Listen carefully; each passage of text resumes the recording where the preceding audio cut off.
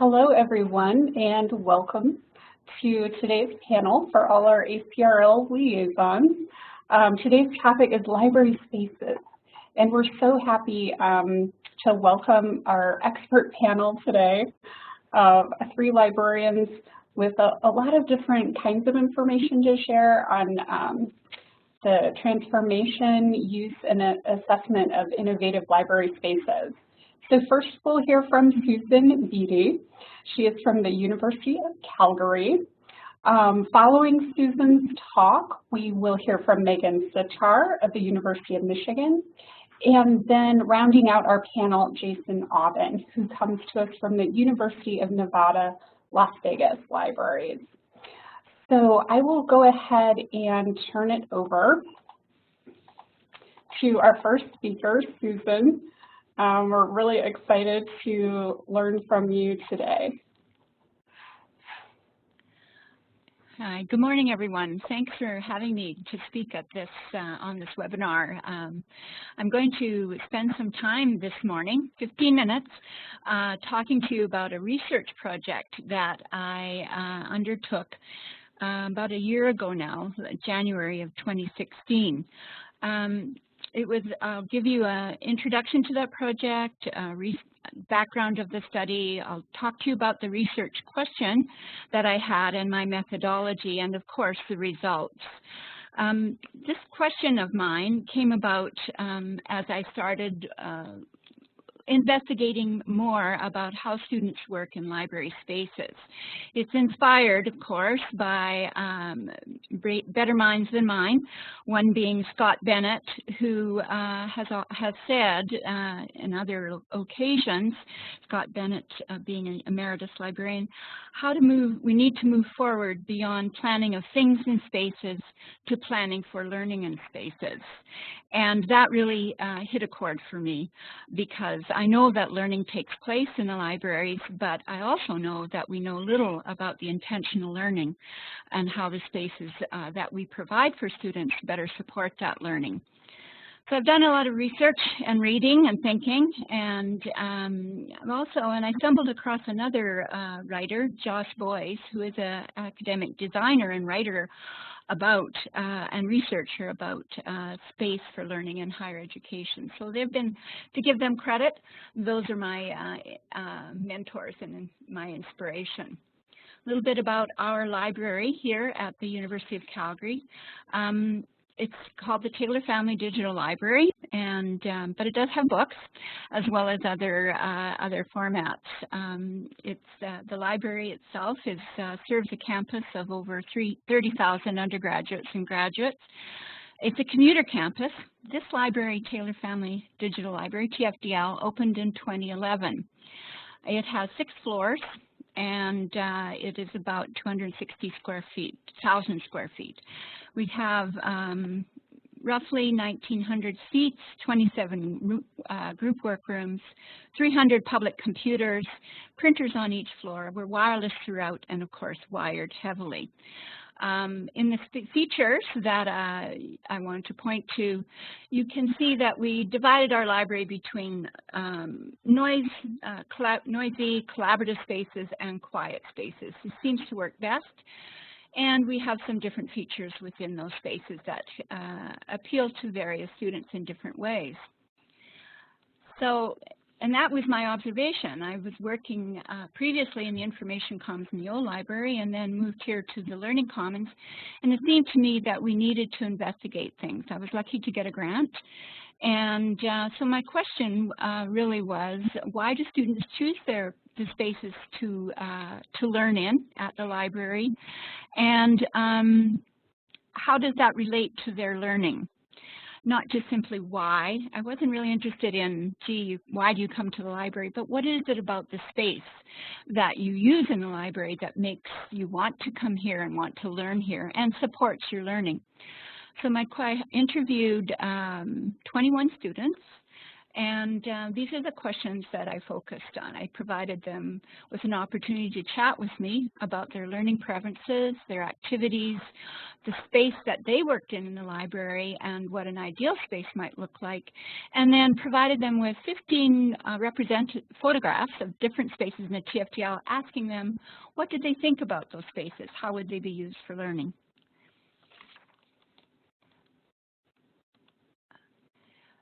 In the end, I interviewed 21 students. I recruited, hoping for 20, thinking I would be lucky to get 10, and ended up getting over 60 students wanting to talk to me about the library. And that's one thing I would urge you all to do, if you can, is find an opportunity to sit down and talk with students individually about how they use and learn in the library.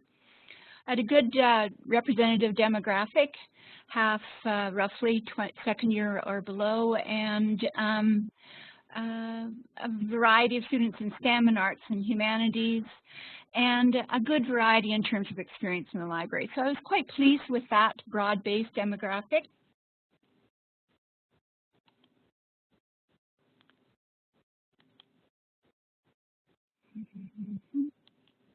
There we go. So I've got here examples of some of the things that the students said. What struck me mostly was that the students had never had an opportunity, one, to talk about on a one-on-one basis about how they work in the library, what the spaces mean to them, and how that's affecting or supporting their learning. I've got 3 pictures here. This one is a quiet seating area. It's up at the top, one of our quietest spaces. If you look at the comments, you'll find that, of course, there's no consensus. Some will like it, some won't like it, and they like it or don't like it for various reasons, which is struck me as sort of, oh, that's interesting, because we would have thought that all students would have been on a similar track. Not so much. Single seating area, this is down on the 5th floor. Again, I thought, oh, this is, to me, this doesn't appeal as a space at all. It's crowded, it's cramped, it's mooshed in between the wall and the books, but yet it's very popular. Students will sit there first. They'll gravitate to that area, or you'll find that it's quite full. Yet again, though, you'll find students commenting yes or no. They would never work there, or they love to work there. This is an activity area, active area on the 2nd floor. We have, as I mentioned, over 300 workstations for students in the open spaces. And yeah, it's a place where you can collaborate. It's a place where you can get your work done. But it is more of a noisy area in terms of sound. There's conversation all of the time. So what did I learn initially by talking to those students? These preferences sort of jumped out at me. Sound was mentioned, but it could be either too loud or too quiet. Students have a need for one or the other, or something in between. They know what they need. Distraction, the same. Openness, they like the light and to not be isolated. And it could be open and silent, and that would be good as well. Comfortable, I'm going to talk to you a little bit more about that later. And of course, outlets are important, but if a student had a preferred space, they would not necessarily, and there was no outlet, or the outlets were all being used, it wasn't a deal breaker. They would go there because that's the space that works for them, and so on. And the thing that I would suspect is that space definition is a real solid concept for students. They need to have their own space. So what did all that mean to me? I was looking at these results and thinking, well, this is so very interesting. So I needed to do, I sort of did a backward research and looked at what is self-regulated learning, and how, what does it mean in terms of the intentional learner in the library. It's a little model put out by Barry Zimmerman a long time ago on self-regulated learning. Talks about the person, the environment, and the behavior with feedback loops. So in other words, the student will control his environment to reflect his behavior, and vice versa, and it all relates back to the successful achievement of their goal. If they can't regulate their environment to their satisfaction, they will move. more so than they would change their behavior, or behavior being that they would move. So Zimmerman's self-regulated learning model is really a fascinating little model, and lots of folks have written on it, so I'd urge you to sort of take a look at that. The most important part to me was to consider that students actually are intentional. They know what they're doing and why they're doing it there. So in my rounding out of confirmation, it's yes, they know where they want to learn, they seek design features that help them learn, and it's more than about making things comfortable. It's about creating a frame of mind for them to make them, enable them to learn. So the students come to the library. Aside from those features, they know about why they come. They come for functionality. They can achieve many things at one time. They come because they can achieve their space ownership. They can regulate their space. They come because the learning atmosphere is there. There are students around them. And this came up forward often in conversation. And finally, and perhaps most significantly for us librarians, is that it is an academic symbol to the students who come here. It's part of the academy. They value it, and they appreciate why they have come here, and that reinforces their self-concept as a learner. So as I'm digging more into all of these results, let me just get this.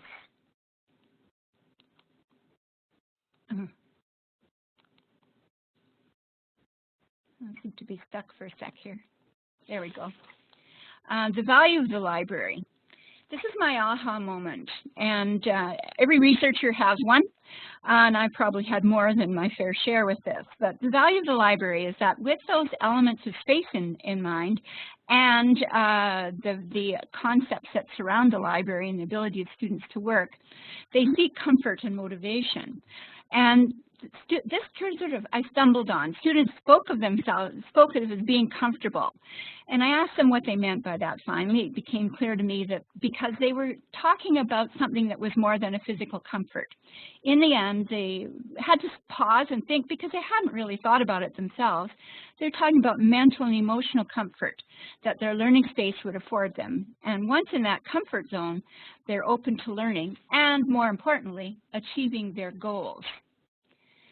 So that has led me further, and I love this quote. When you think you're done, you're not.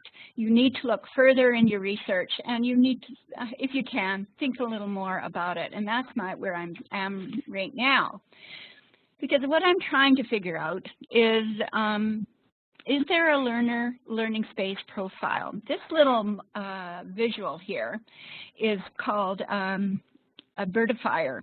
It's created from a web app called Birdifier, and it creates tabular visualization. So what I have are all my pictures here that the students looked at on down the left side, and across the top I have all my participants. The black is that they liked it, the gray is that they were sort of neutral to it, and the white is that they didn't like it at all as a space where they would learn. If you look at this pattern, or this visual, you will see, I think, that there's a pattern. And so now what I'm trying to delve in a little further in is, what is that? What are the learners telling us about the space when they talk about what they like and don't like? It is not about the color. It's not about whether the seat is padded or not. It's about a combination of things that reflect in the way is reflected in the way they learn. So that's what I'm doing right now, is trying to figure that out. The students know, these are my conclusions, and there's more, but I think we have to give them credit. They know how and where they learn best.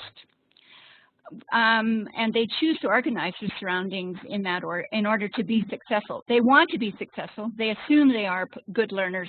They have proof in the way that they learn. And if they can't learn where they are, they will go someplace else and learn in a different environment. Students often talk about being at home and not working, or being amongst others, having to leave, whether they're in the library or not. And because they seek that best space for their learning, we have to make good choices in our learning design, that in a way that we understand that their choice is intentional, and they know how to and they want to be able to regulate their learning environment. And lastly, I think I want to say that, you know, we are creating important learning spaces for students. We need to be more purposeful in that creation in terms of understanding that we are creating a learning space and what that means to the student. So keep on investigating. I urge you to do more research with your students and more conversation. Thanks very much.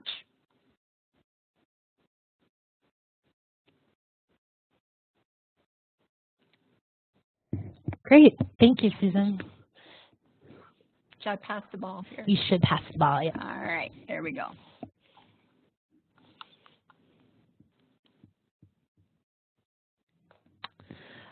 So I'll start talking. My name is Megan Sitar, and I'm the Director of Connected Scholarship at the University of Michigan Library. I'm going to talk about how the library took the opportunity to rethink how it could provide a platform for innovation in learning and teaching. Some of that had to do with service design, some of it had to do with space design, and both together. I'll discuss the most recent space transformation that we completed at the beginning of April, and the process we used to prototype and iterate that transformation, and also the strategy that was focused on designing for emergence in an environment of rapid change and service transformation. So the library includes 8 divisions, and my unit, Connected Scholarship, is situated in learning and teaching, which is responsible for providing services and partnerships in support of the university's learning communities and teaching activities. So we have these 3 primary goals in the slides that are really focused on providing partnerships and platforms for campus learning and teaching. When a long-standing senior manager for the existing learning technology group left for another position about 2 years ago, the AUL for Learning and Teaching, Lori Alexander, took the opportunity to better understand the needs, acknowledge strengths of the current program, and identify structural gaps. The Learning Technologies group had run 3 facilities across 2 different libraries, Hatcher and Shapiro. The Knowledge Navigation Center in the upper right provided IT consultation services for faculty, students, and staff. Graduate students made heavy use of this space, doing things like editing images, creating web pages, citation management, and creating a variety of media output. The faculty Exploratory on the left was actually located across the hall from the KNC, and it was an instructional and consulting facility to help faculty explore and apply new technology in their teaching, learning, research, and professional communication. These were facilities that opened in sort of the late 90s and focused on formal workshops on widely used and new technologies, as well as library electronic resources. A lot of the classes were collaboratively taught, bringing advanced subject and technology expertise together from within the library, as well as campus IT units. And finally, the tech deck in the bottom right was sort of a version of the KNC specifically for undergraduates, and it was mostly used for poster printing. That was the most popular use of it. So at the same time that the senior manager departed and Lori was rethinking things, she attended a provost seminar on teaching that was focused on engaged learning. And it featured a keynote by Randy Bass, who's Vice Provost for Education at Georgetown. He posed the question, if you were to redesign the residential education experience for this century, for this crowded and connected world, what would it look like? And Lori thought about this and thought about her aspirations for learning and teaching and wondered how she could rebuild the Learning Technologies group to engage with this question and not just deliver services and instruction, but to focus on connection and engagement across these broader campus goals, especially related to curricular transformation and engaged learning. She wondered how a new library team might create and enable community-driven learning environments, promote interdisciplinarity, extend knowledge creation, connect learning throughout the residential experience, embrace emergence, build on partnerships and create new ones, and all doing this while still doing programmatic engagement with learning technologies and their application in curriculum transformation and content creation. So these aspirations aligned well with the design principles of connected learning as a framework for developing a new model for learner engagement, and allowed the library to define how it fits into the campus's engaged learning initiatives.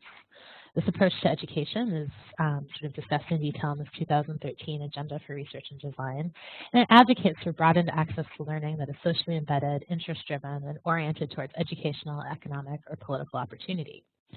So the question for her became, as she crafted a new management position, was how could the library reposition itself at the intersection of pedagogy, learners, and technology in a way that enabled interest-driven, peer-supported, production-centered learning and allows learners to connect with others who share the same purpose and with library staff and members of the campus community who have expertise that could help pursue these interests. So with that, the idea of connected scholarship emerged, and this embraced both the ideas of connected learning and these broadened notions of connection, making pathways visible on a very large campus. I was hired, and I would kind of focus on these 3 C's: creating community-driven learning environments, guided by those principles of connected learning, facilitating access to expertise and resources through consultation, with a particular focus on project design and development and applying technologies to learning and research. And we promote accessible and inclusive collaborative learning experiences with our campus partners, like the Center for Research on Learning and Teaching and IT services across the colleges, in order to bridge disciplines, build networks, and enable the discovery of new possibilities for scholarship. So we've existed as a year. Connected Scholarship as an idea has existed for a year. Currently, there's 2 spaces and nodes in this network that are physical: the Shapiro Design Lab and Scholar Space. The Shapiro Design Lab opened in October of 2016 on Central Campus in the undergraduate library, and it extended some capabilities of labs that existed on North Campus outside of the libraries, but serves a community more centered around the humanities, social sciences, and physical sciences. Scholar Space in Hatcher Graduate Library and the former Faculty Exploratory provides collaboration, consultation, and instruction around learning technologies and design, blending those services that were offered in the Faculty Exploratory and the Knowledge Navigation Center, but with a deeper consultation capacity and an evolving program that's more community-driven. So just a couple of examples of sort of the work that we're doing out of this program before I get to the space piece. For example, students in a course taught by T. Hetzel created photo essays about their trip to Detroit and street art and photographs of their experience. They worked with consultants in Scholar Space on iMovie to create these photo essays, and then they were displayed on large digital screens in our lobby for an exhibit, and they got assistance from our staff to build that exhibit as well. In the Shapiro Design Lab, School of Information student Rebecca Chung has been working with both the Shapiro Design Lab and Wolverine Press to experiment with 3D printing as a method to reconstruct 17th century printer's blocks in order to reprint a very famous sheet of paper, the G gathering from the second quarto of Hamlet, which is the to be or not to be speech. The idea is to create a surrogate that migrates the material, tactile, and visual features of a famous early modern book to research communities and the public. And most recently, staff from across Connected Scholarship participated in the Ann Arbor Data Rescue, which is part of the National Data Refuge project. You can see the design lab filled with people there who were capturing information and adding it to the end of the term presidential harvest. Over 300 people from across the Ann Arbor community came into the lab over 2 days, and they preserved 1.5 terabytes of data during that time. So all of this work is enabled by the people, spaces, and capabilities of Connected Scholarship. Before I arrived in my role, the Faculty Exploratory was transformed in name and service model only to Scholar Space. But as you can see in these pictures from 2 different points in time, you can tell based on the computers, this forward-facing tiered space didn't support the new focus on consultation and collaboration and was an accessibility nightmare. Consultation activity was sort of sandwiched into the front behind the screen as it hangs down, or student consultants were meeting with individuals in front of these large desktops. Last summer, I led a group that proposed upgrades to all of our instruction spaces, and we successfully argued for one-time funds to invest in these spaces, starting first with Scholar Space. We began with creating an aspirational program statement that you can see on the left there to guide space discussions. We knew we wanted to transform the space into a more community-driven learning space that supports collaboration, consultation, and creation, and can respond to the community's needs. A small planning group imagined what that might look like and developed some initial sketches with our facilities team and put some potential furniture choices alongside the floor plan for reactions. We took this information to an open feedback session where we invited faculty, students, campus partners, especially those from the Teaching and Technology Collaborative on campus, which is a network of experts across campus that share information and develop programming around incorporating technology into teaching and research.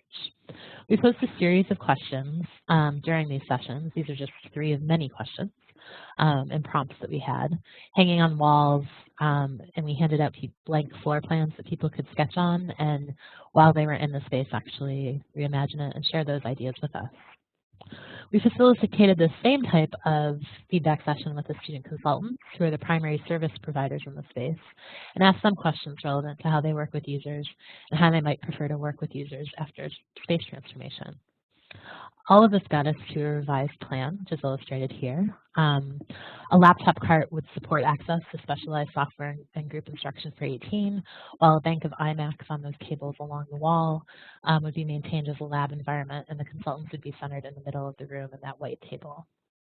The most important thing we did in the space transformation, if we had only done this, it would have been a win, is we removed those tiers and created an adaptable, flexible space suitable to anybody that will support instruction, consultation, and emerging programs.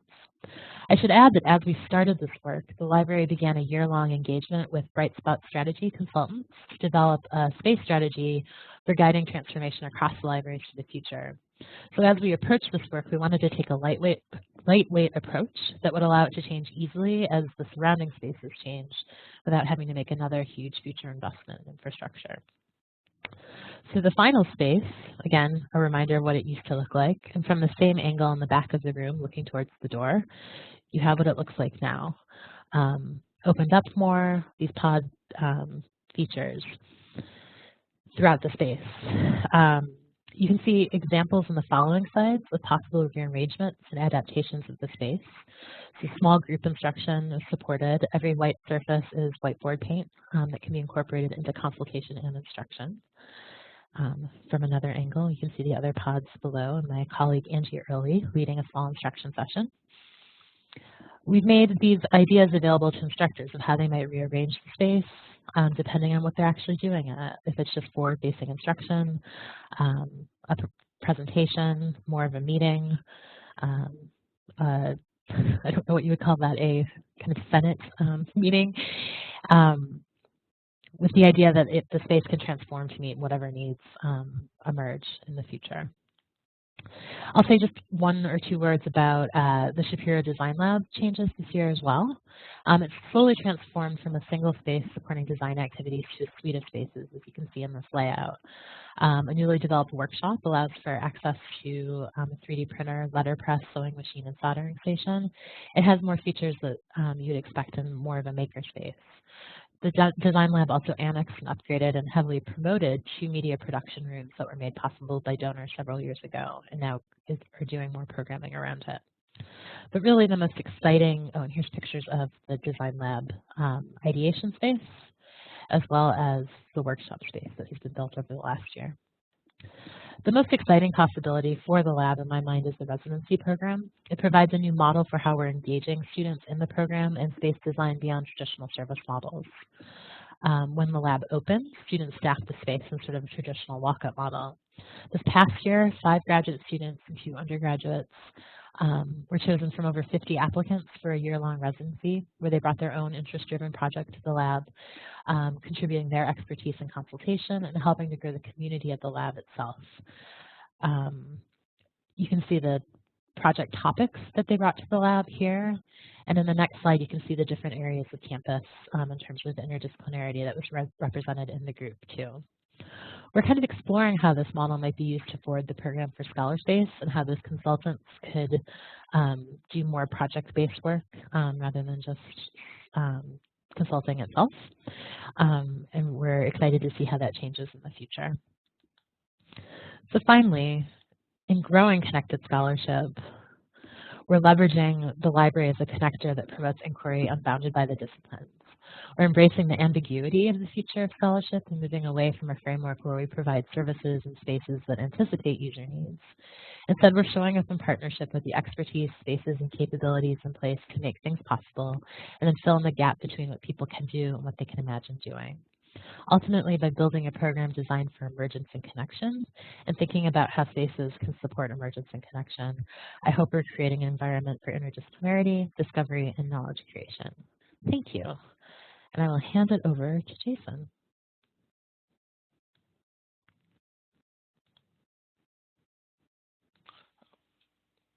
Wonderful. Thanks, Megan. I hope everybody can hear me.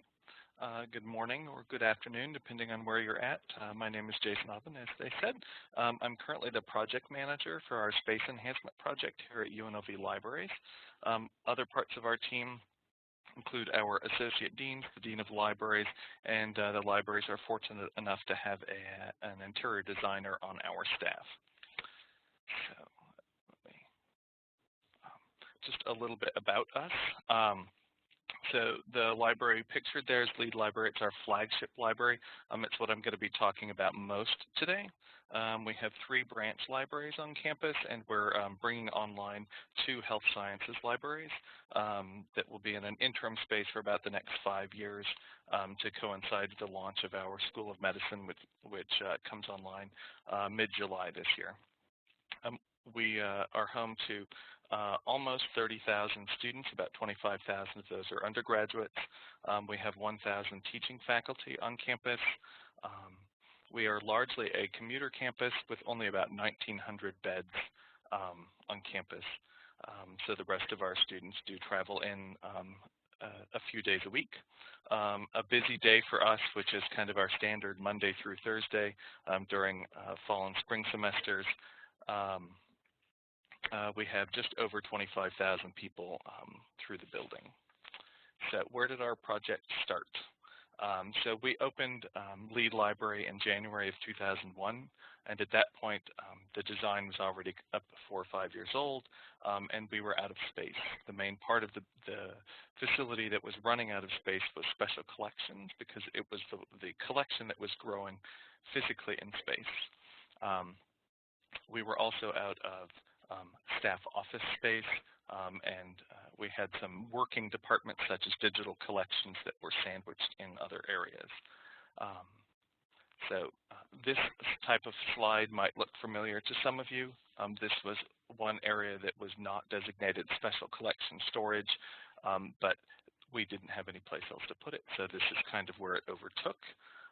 So to solve this, in this area, we built an intake and processing area, and we also built a couple of more annexes, which are used for to store more frequently accessed special collections items. So that's our intake and processing area. When this first opened about 4 years ago, it had about 1/3 of that shelving that you see in that picture, and we just added the rest of it this past December.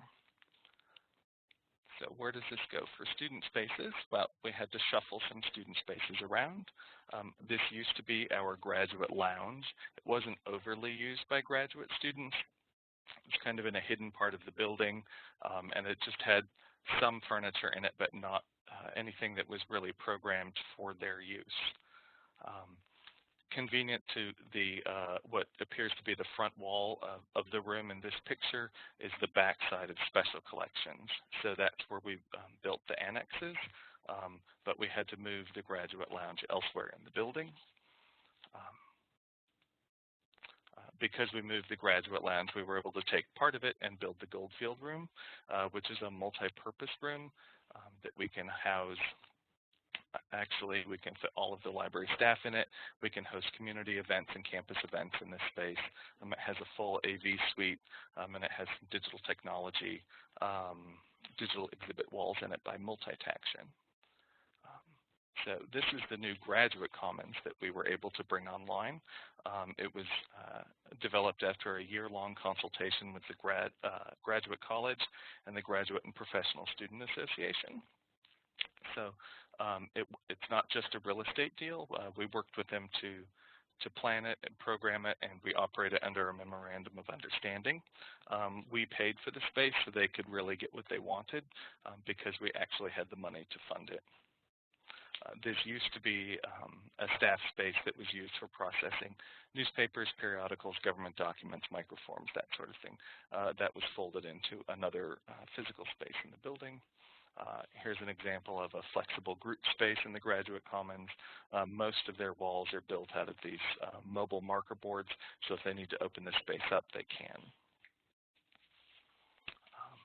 So we took what we learned from the development of the Graduate Commons, which is about 5,000 square feet, and we used it to design some spaces for undergraduate students. We took advantage of our second floor, where we moved we moved bound periodicals, current periodicals or unbound, and we withdrew a bunch of microforms. So that kind of opened up some spaces for us. We were able to take the campus tutoring lab that we operated under a pilot starting in 2010. It was very popular, and as you can see from this picture, it's kind of shoved in a corner. I don't know if you can tell that or not, but it didn't work very well with the traditional library furnishings because the tables don't move very easily. They're very heavy. The chairs don't move very easily, and students and the tutors were tripping over each other. So we worked with the Academic Success Center, which runs the Tutoring Lab, and we created a new tutoring space for them, much like the Graduate Commons. So here is the new version of the tutoring space. It has 36 tables in it that are all on wheels, and all of the chairs are on wheels as well. They had a need to reconfigure throughout the day. They're open about 10 hours a day, 6 days a week, and they may have a large group for the college algebra course or 2 students that they need to tutor for, say, a lower level French course, so they need to reconfigure their space throughout the day. Here's a couple of examples of how this space can be configured. So next up are group study spaces. So there are, we all know that group study spaces are a premium throughout the building, throughout any library. This space here used to be a payphone nook when our building first opened. There's one of these spaces on our upper 4 floors that was reserved for that campus phone that's on the wall and a payphone. That's all the space was used for. We took advantage of walls on 3 sides of it and installed some green glass marker boards. And then we installed some fixed seating that has power in it, so students can just pull up with their laptops and sit and work in a group. These are open first come, first serve. So next up, we took advantage of some spaces that we no longer used in the building. We used to have these book sorting nooks on every floor, and with the decrease in the number of physical items that are circulating or being used in the building, we didn't find that it was necessary to keep these on each floor, so we were able to remove the shelving, patch and paint the walls, install some more of those green glass marker boards, put a table in there, and make a group study space. So next up, we took the area that used to be the home to our Unbound periodicals section. We had 7 ranges or so of shelving in here. And then eventually we had it down to about 300 titles in print, and so that was a whole lot of shelving to hold 300 titles. You can see there's hardly anything on the shelves, and there's wide open places where we don't have any tables or power. So we moved the periodicals, we pulled down all of the shelving and built what we dubbed a flexible group study area. Students can reconfigure this space throughout the day as they see fit. All the tables and chairs in this space are on wheels, as are all of the mobile marker boards. We have about 50 of those throughout the building. So here's another shot of that same space. We do have a couple of taller charging type tables. So those are tall stools there. You can stand at those if you want. And there is power and USB power built right in the top.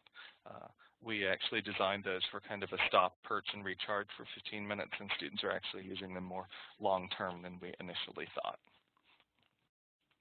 Also, we opted for some other types of seating. So in this picture, we have some Ottomans that are lightweight that students can just pick up and move. We have some foam benches also in this space, and we have about 40 of the mobile lounge chairs. So those lounge chairs that those young ladies are sitting in are on wheels and can just be moved around. Next, we took advantage of some spaces that we didn't think were being used or was being used at all. This is the space around our main elevators, and so we put this space in column to column fixed seats with power, and we put these mobile tables in. And this allows us to get a single student at a single seat versus a single student at a table for, say, 4 students using a valuable space. So next up, we know our students are connected and require lots of computers and power. So we've all seen pictures like this. Students have cabinet doors open, getting to power that's in there. They have their laptops next to our computers. In this instance, we have a power cord running across the floor. We still have that, but we're working to kind of offer some solutions to students. So what did we do? We moved things. We were able to move a lot of our microforms into storage or withdraw them if we had stable electronic access. So we reduced by about half the microform cabinets that we had in the building. We pulled out a lot of existing furniture. Some of it didn't match the rest of the building. We added power and data, which is easier said than done. We ordered some new furniture. This installation was 17 pallets worth. And then we turned this into yet another computing zone. We added about 125 or so computers with seats in this space, and added more power and USB power. There's 2 power plugs, 2 USB plugs at each of these seats. So, and to continue the power thought here, we created a charging zone with about 100 new seats here. This was previously home to our bound periodicals, so we removed all of those stacks. We moved them to our ASRS, and then installed this installation here, which has a couple of different seating types. Around the outside is all tall seating with power, and on the inside it's made for small groups or single users if they'd like, and it's all more lounge seating. So the final update that we did to the second floor is we created a leisure zone, and we revamped this very plain study zone that was clearly very popular to students, but our dean wanted to create a serendipitous learning zone where students could just pull up and find something that we had out for them and enjoy it. So in this picture on the right-hand side is our leisure reading print collection, which is new bestsellers. On the serpentine shelving down the middle is feature film DVDs, which we actually pulled out of closed stacks, and they're in locking cases now, so students can browse them. We added furniture that is unique to this area and isn't found in other places in the building. We added a press reader kiosk. We have 2 screens on this kiosk, and press reader, I believe, is now a ProQuest product. And it allows the browsing on these screens of about 6,000 publications from 120 or so countries. And the best thing about it is you can take it to go. So students that have mobile devices can download the app and take the items with them. So we also added some digital exhibit screens in this area. And this is about the second day that this area was open. The students had already unhooked the screens from our system, plugged in their laptop, and started doing work with it. We quickly responded and got those cables so they couldn't get to them, because that's not what we had intended. But as we all know, they will use the space for what they think is best. So next in our project, we're going to be moving to the first floor of our building. We have just launched a new department called Knowledge Production. It's replacing what was our Media Lab and what was our new Media Department to support the research life cycle here on campus. And we'll be fleshing out the design of what's called the Design Lab, which is very similar to the projects that Megan has worked on previously. So, and that's all I have.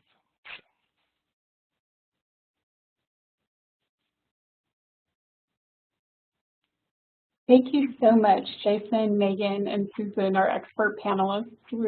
really appreciate your time in preparing these presentations for the ACRL Liaisons and for sharing your expertise with us. It's been truly fascinating to see the ways in which you all are applying research and inquiry and collaboration and partnership to transform library spaces to meet student learning needs and to better understand those needs, and in particular to see the changing landscape of learning on our campuses, how libraries can contribute, and how the roles of library faculty and staff are changing.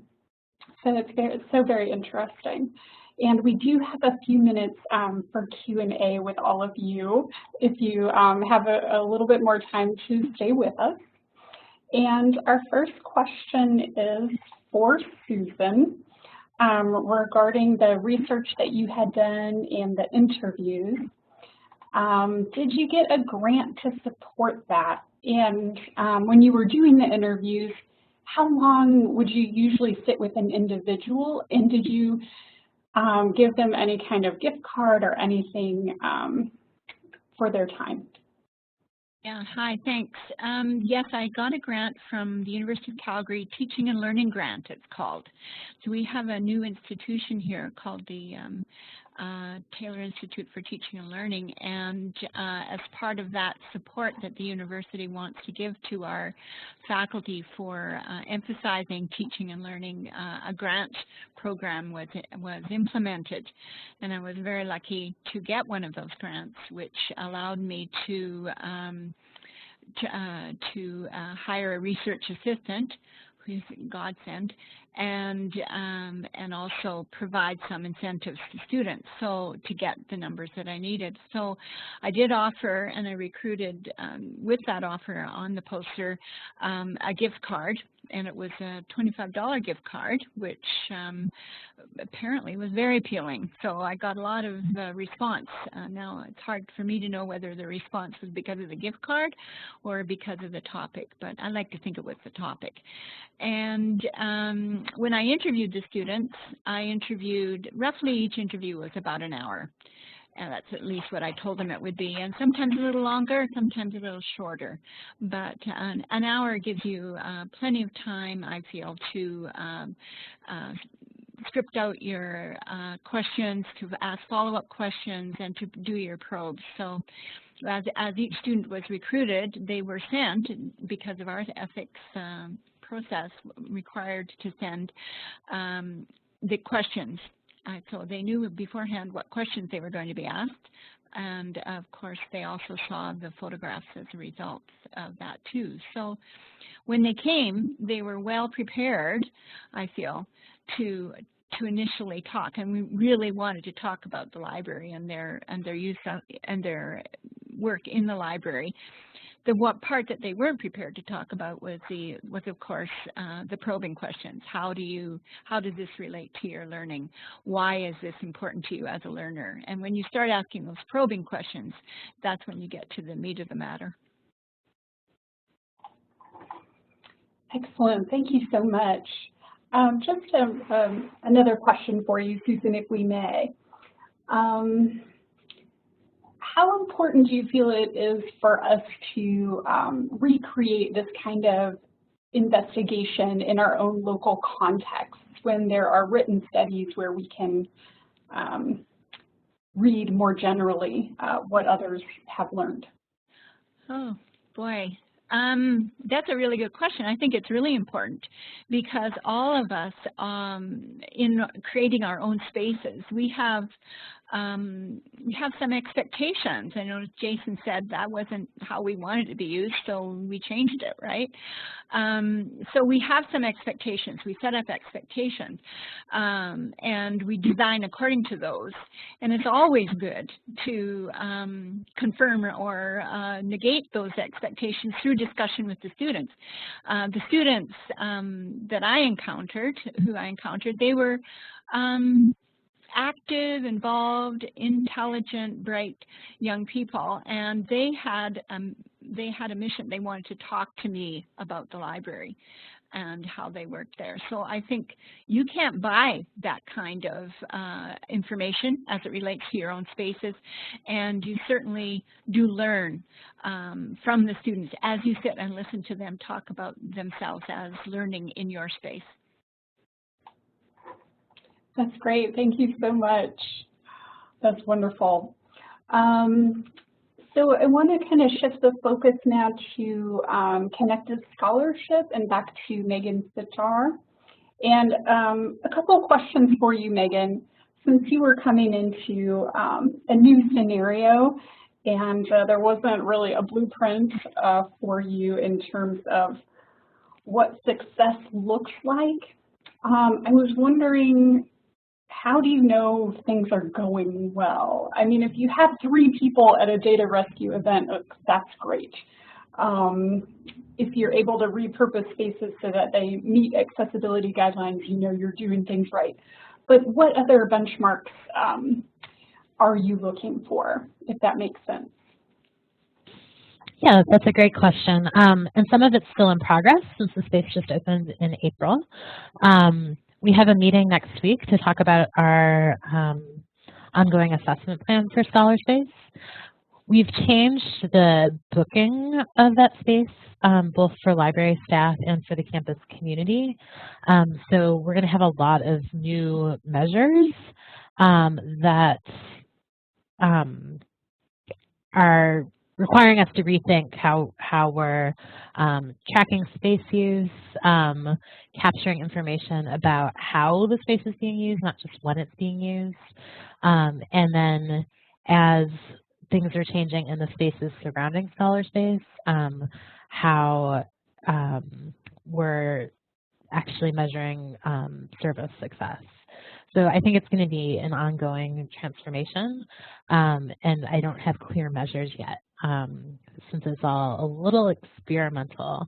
But I look forward to reporting back in a year and being able to tell you exactly how we figured it all out. Well, that'll be so exciting. My other question is really around that experimentation and the ambiguity for librarians and library personnel working in the spaces that you talked about. And I was wondering, how do you support each other as you face that ambiguity? That's a great question. So my team, I didn't talk too much about the actual individuals who make up my team, but it's a team of about 10 people, and they all came from different areas of the library with different types of expertise and work backgrounds. So I think 4 of my staff, or now it's 3, are in librarian lines, but only one of them has sort of an MLS background. The others have PhDs or education degrees, and then others have instructional design backgrounds. So because we were starting over from scratch, essentially, as a new unit, we all participated in a couple intense months of planning where we defined expectations for ourselves as a team and how we were going to work together, and created a space where we could all be comfortable with the ambiguity, because we knew sort of the shared expectations around both performance and relationships and all of that throughout the process. So we actually crafted kind of an operating agreement for the group that has proved helpful as we've gone through these very intense planning exercises around space. But people's roles have been transforming a lot, and I'm lucky to have a group that's largely comfortable with that. But I'm expecting, like, in the coming year that people's position descriptions will be updated to reflect emerging roles and things that are actually less tied to the space, whereas before they were very sort of roles defined by what they did in a particular space. And we want people moving across space more.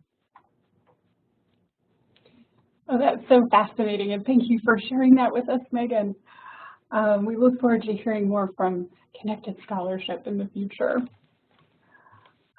So next up, Jason. Thank you so much for sharing the photos that you did of your reconfigured or repurposed library spaces. And I was particularly taken with the the phone corner where you had taken out the payphones and established those whiteboards and fixed feeding with power. I'm sure that's very popular, as well as the elimination of microform cabinets where you had electronic collections to replace those. So while you may not have received too much pushback on changing those spaces, I was wondering, did you come up against any feedback that was not positive around the repurposed spaces, and how did you handle that? I don't know that we've had any kickback or pushback on those spaces. A lot of people are concerned that furniture is disappearing or that there's not as many seats in the building. When we created the leisure reading space, it's actually a loss of about 20 or 25 seats from the way it was set before. But we've been able to relocate all of that furniture elsewhere in the building into some of the quiet areas. So when students come up and ask, you know, where things go or why don't we have enough seats, we just have to get them pointed in the right direction. That's great. So you have those kind of talking points where everyone can share the same consistent message of, well, these seats are still here, they're just in another location. Yeah, that's correct. Okay, great. And then we did have another question about the leisure reading area and DVD space. How are you determining how successful that is? Will you be looking at an increased number of checkouts for those collections, or maybe taking an informal count of people using the space? That is actually next up on our list to do, is assess how the space is being used. We're currently in summer session right now, so we'll probably do some work over the summer to get a mobile survey done that we can deploy via our peer research coaches, so they can go out and start talking to students in the space and ask them those questions about what they're using it for, what else they'd like to see, that sort of thing. So, you know, to find out if we hit the nail on the head or if we have to go back. And some of the other things like bestseller and DVD checkout counts, we're certainly looking at those. We always look at those via our assessment unit. They report all of that, and then collection managers look at those things every year. Wonderful. Thank you so much for your feedback. And thank you to all our panelists for engaging with us in this Q&A. From what I'm hearing from all of you is that this is certainly a work in progress for you, and you're continuing to ask questions and seek solutions and feedback as you go. So you've shared some excellent models and best practices with us. So thank you all so much. For those listening to our recording today, we do want to thank you and look forward to meeting with our liaisons at our upcoming meetings this summer. And I would like to share that Susie Scarl was our committee member from the Liaisons Training and Development Committee who put this panel together today. So Susie, I would like to thank you so much for all your hard work, and to say that it's really been informational and definitely illuminating, learning from our panelists, and we owe it to you for all your organization and coordination. Well, thank you, Carrie, but my part was the easy part, finding these geniuses who agreed to present. So thank you to Jason, to Megan, and to Susan for taking the time on this lovely summertime and doing this for us. We appreciate it. You're welcome. Thank you very much. It was all really great. Great. Thanks again, Susie, and thanks to our panelists. We'll be in touch with all of you over email with a link to the recording. Have a great rest of your day.